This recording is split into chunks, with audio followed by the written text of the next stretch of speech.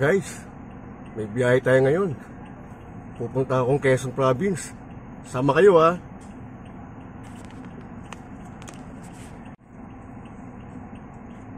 Kain muna tayong saging. Yan. Ang patibay ng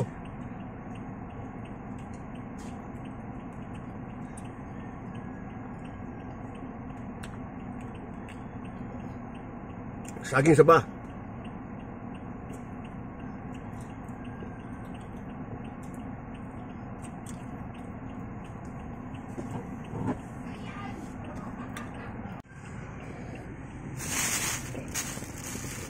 Okay na.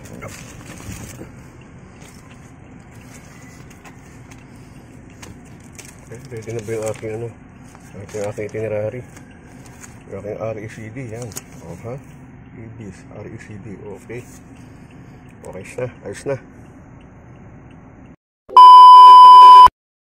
Tara guys, alis na tayo.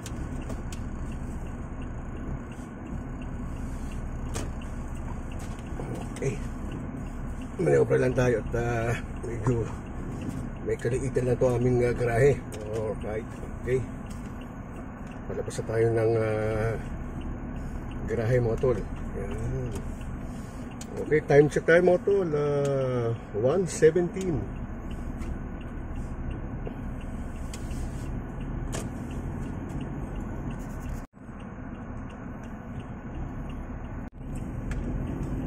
Okay mga tol, bali biyahe na tayo. Time check 1:19 ng tanghali mga tol. Wala una 19 ng tanghali. Sa military time 1900. Okay. 1300 19 minutes. Yan, okay. Yan ang military time.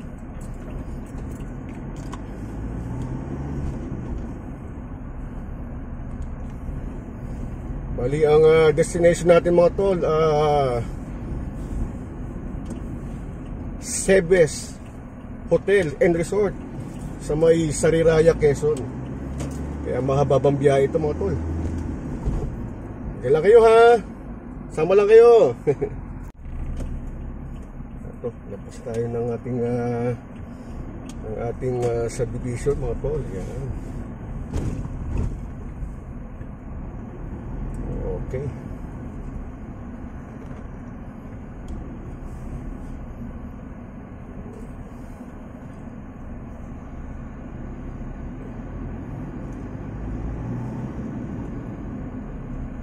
Stop muna at naka-red light.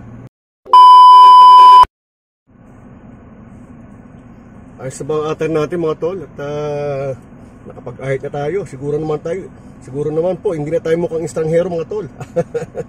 At naka-shades para medyo wapings pangontra sa bungi nating ngipin. Alright. Yes. Actually mga tol, alas 7 pa ng gabi ang aking sundo, pero agahan ko na. Nagpaalam naman ako sa aming superior, si Ma'am Rubes, at pinayagan naman tayo na makaalis na maaga dito sa garahe. Possible time natin doon dumating ay alas 4 ng hapon, kasi ang time travel natin ay nasa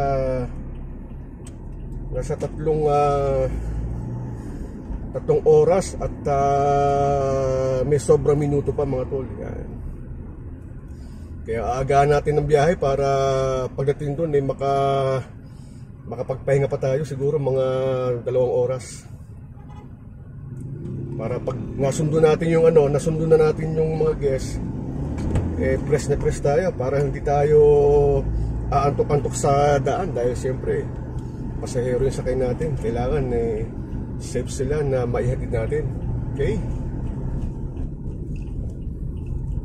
Kung naitatanong ninyo, yung aking susunduin sa Sariraya, Quezon sakay ko kagabi. Hinatid ko sila kagabi mula sa pagsundo ko sa may sa may F1 Hotel at hinatid ko nga sila doon mga around 6:30 ng gabi mga tol. Dumating kami doon mga mag-aalis ng gabi kasi nag-stop over muna kami sa may sa may Lipa at sa may sa may Santo Tomas. At nagyaya yung pasahero ko na kakain doon muna, magdi-dinner.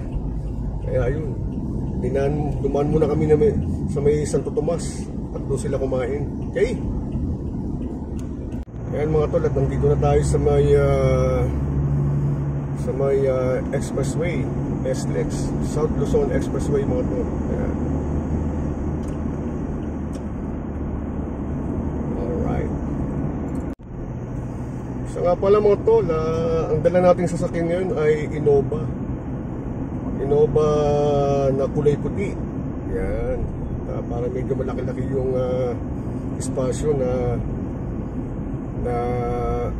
galawan ng ating mga guests. Although dalawa lang sakay ko para naman makarelax sila sa likod. Yan. Kasi kagabi Vios car lang yung dala ko kagabi, pero bago naman, matic siya. Pero itong dala natin ngayon Innova at magandang performance, although manual pero ayos manakbo. Yes. What happened? Okay, 78,862 yung ating balansi sa RFID mga tol. Ayan. At nakalabas na tayo ng toll plaza mga tol. Alright.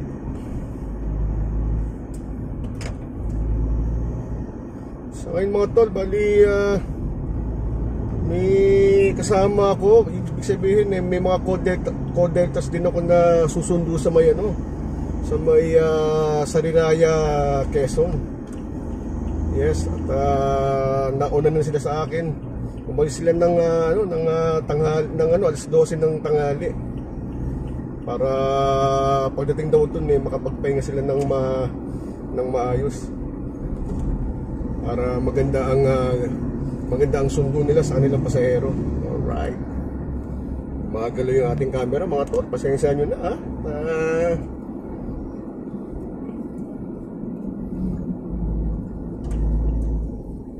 Siya nga pala mga tol, bali pagpasensya nyo po ang inyong lingkod at matagal-tagal tayong hindi na nakakapag-vlog. Sa sobrang busy natin sa pagtatrabaho, paghahanap buhay ngayon ko lang uli nasumpungan mag-vlog. Yan. Kaya yata na nakakalimutan ko na ang YouTube. Kaya baka sumasama na sa akin ng YouTube mga tol at hindi ko na nadadagdagan ng mga videos ko doon. Yes.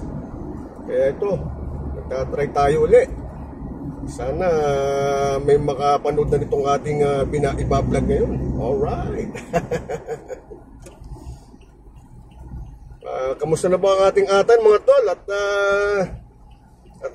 nag-aalala ako baka mapanood na naman ako ng aking paring Doming maanohan na naman tayo, mapulaan na naman tayo, at sabihin niya na ermitanyo tayo. Dahil hindi tayo nag-aahit. Alright, siguro naman okay na okay ito itsura natin ngayon bagong ahit at tapos naka-shades pa, okay? Di baling puti ang buhok kasi talagang natural ko na yun Siguro pag sipag-sipag ako pag uwi ko ng bahay bukas magpapalagay ako ng kulay ng buhok sa aking commander. Yan, sa aking may bahay. Okay. Ayan mga tol, at medyo madilim dito sa area ko kasi nasa ilalim tayo ng nasa ilalim tayo ng tulay ng Skyway mga tol. Yan. Although dito tayo dumaan sa may baba. Yes. At maganda naman ang sitwasyon ng traffic mga tol. Maluwag. Yes. Alright. Mga tol, yan ang sitwasyon ng traffic dito sa ilalim. Yan. Ayan, at nakalagpas tayo ng Bikutan exit mga tol. Yes. Ayan. Pero yung kabila, kung napapansin nyo, bandang kaliwa, oh, ayan, yung pabalik, oh. Yung opposite ng ating direksyon, medyo matraffic, ha. Maraming sasakyan mga tol. Ayan. Alright. Pero maganda ang panahon ngayon. Umaaraw mga tol at umaayon sa ating paglalakbay ang klima, di ba? Yes.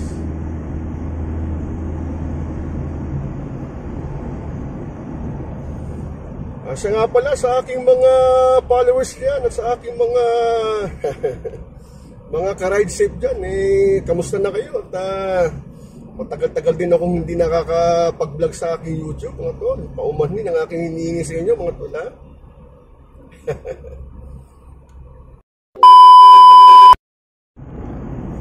Siya nga pala mga tol, ipagpaumanhin ninyo, ha? Matagal-tagal tayong hindi nakakapag-vlog at nakakagawa ng video sa aking YouTube. At ito, so sobrang busy natin, ngayon lang ulit makakapag-vlog. Yan, ito. At gagawin ko ng video yung aking paglalakbay papuntang Sariraya, Quezon, na kung saan susundo tayo ng guest sa Sebes Hotel and Resort. Yes, yun ang pangalan ng hotel and resort mga tol. Grabe kagabi sa pagbiyahe namin, kung saan ako dinala ng kung saan ako dinala ni Google Map. Pero ang pinaka best way pala Startol, exit tayo ng Ibaan, tapos labas ng San Juan, tapos Candelaria, yun. Then kakanan sa may papuntang ano bang kalito, yung sinasabing Forest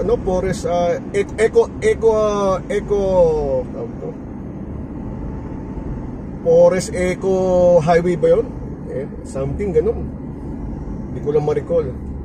Yun, after pag doon, yung sa kahabaan na yun, nandun na yung Sebes Hotel and Resort. Yes, at doon nagkaroon ng event yung ating guest. Yan, doon sila may event. Kaya mamaya 7 PM nakischedule yung kanilang pick up yun. Pero kagabi naihatid ko sila doon. Dumating kami doon ng gabi mga alas 10 pasado na. Yes.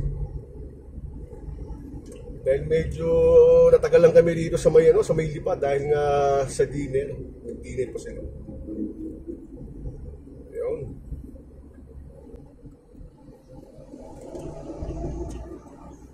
Alright. Sige mga tol, at concentrate na muna ako sa aking pagdadrive at maya-maya kita-kits ulit tayo, okay?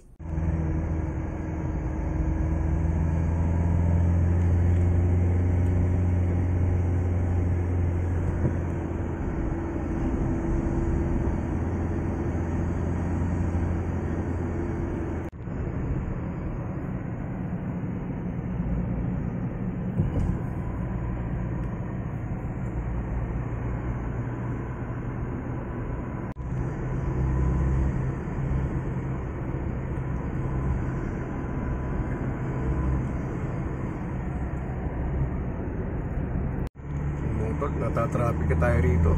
Ayan. Sa Southwood tayo, Southwood. Ayan. SLEX Southwood, yes.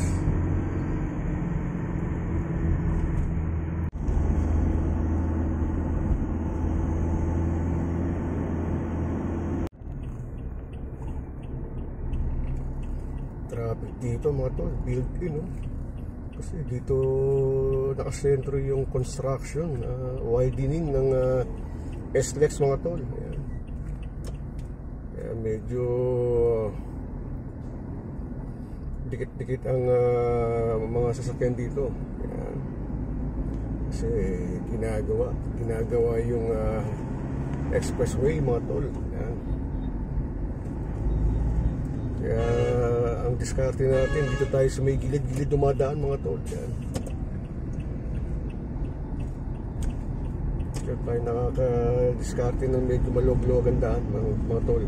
Yes. Kaya kikita nyo yung mga equipment na yun, no? Mga bulldozer, ayan, no? Diba? Yan. Eh, dito rin ginagawa yung ano, yung bakal na parang tulay, parang sa tulay kakabit, gano'n. Parang may gagawin silang tulay, ayan. Parang ikukonect ang tulay, ayan, sa gitna yata. Yung creek na yan na naka, ano, yan yata ang gagawin. Ito sa mga bakal na yun. Okay.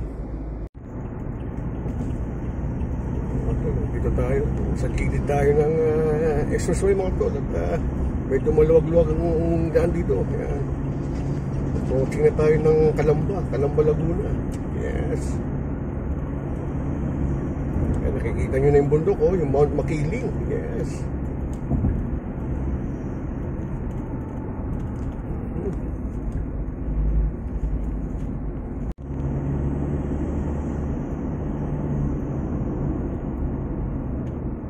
Yung dating malaking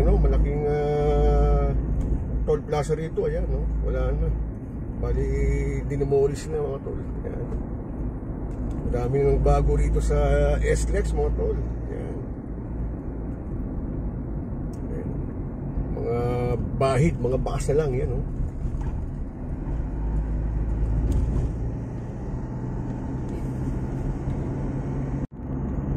Okay mga tol, time check tayo, 13:58 or 1:58 na ng tanghali mga tol. At nandito na tayo sa may gawing Laguna. Ayan, at nakikita ko yung right side, may exit papuntang Canlubang. Ayan, sa Canlubang area na tayo mga tol. Ayan, Canlubang exit na. Malapit na tayo sa may Calamba, Laguna mga tol. Ayan. Bali, direksyon natin, bali diretso tayo, bali after Calamba, diretso tayo ng Star Toll, yes, Star Toll tayo mga tol. Doon tayo dadaan, at medyo mabilis-bilis doon, tapos e-exit tayo ng Ibaan, yan, Ibaan Laguna mga tol, yan. Yes. Then after Ibaan, Rosario. After Rosario, San Juan. Oh. After San Juan, Candelaria Road. Tapos may kakananan tayo yung highway doon, yung Eco Tourism Road. Yun, Eco Tourism Road, yes. Yun, Eco Tourism Road. Yun na yung kahabaan doon, papuntang Sebes Hotel, yes. Hindi pa naging Tebes, ano ba yan? Sebes Hotel and Resort, yun. Okay.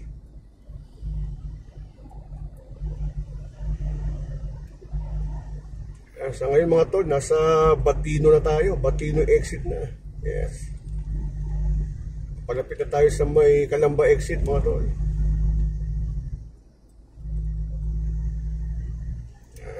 Samahan nyo lang ako mga tol. At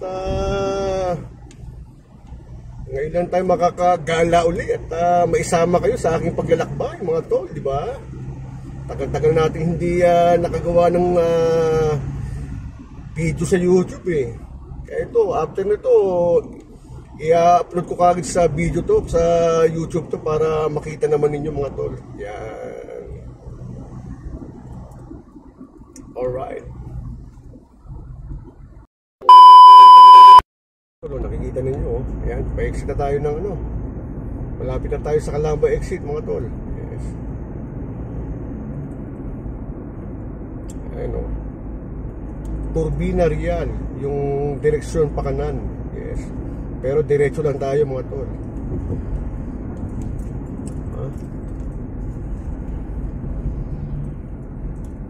Ayan, bali Calamba exit na to mga tol, yun oh. Pakanan na yan, bali Turbina, oh, Makiling. Oh. Kung gagawin tayo ng Calamba proper, kakanan tayo dyan, yan yung gawin, oh. Yun oh, pakanan oh, Calamba yan oh. Pero didiretso lang tayo mga tol. Yan, papuntang ano na to, Batangas. Ito yung Star Toll mga tol, Star Toll. Yan. So around 2:02, Star Toll tayo mga tol. Dito na tayo sa Star Toll. Yes. Ayan, dami ng development dito mga tol. Ayan, yung kanan, bali na widening nila. Ayan. Naka road widening na. Although medyo bumabagal tayo ngayon dahil sa dami ng mga sasakyan dito. Yes, ano. Kabilaan mga tol, ano. Kasi nandito nakasentro yung yung development, yung road widening. Yes. Hanggang ano yan, hanggang Batangas City na yan. Ano, meron silang kinukudkud na buntok para may road wide lang.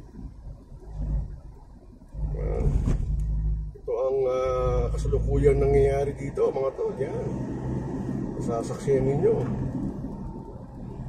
Ayan kinukudkud nila yun yung ano na yun, banda niya do.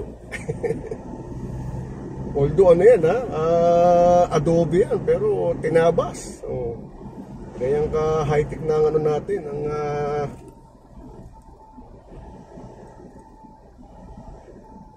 ganyan naka-high-tech ang construction dito ngayon mga tol. Ayan. Kasi ang bumibira nito, ano yata, San Miguel. Yes, kontrata ng San Miguel na naka-ano rito. Na nakakuha rito, ayan Ayan, tinabasa ng mga tol, ayan Diba? Tapos pagkatapos yan, yung kabila naman, yung bandang kaliwa, ayan sinisimulan na nga, inuunti-unti na nga dito ang sentro ng road widening mga tol. Ayan. Pag natapos ito, maluwag na rito hanggang Batangas City. Kaya magiging maluwag na, mabilis na pag gagawin ka ng port area, Batangas Port. Ayan, magiging mabilis na ang biyahe mo rito in the future. Okay?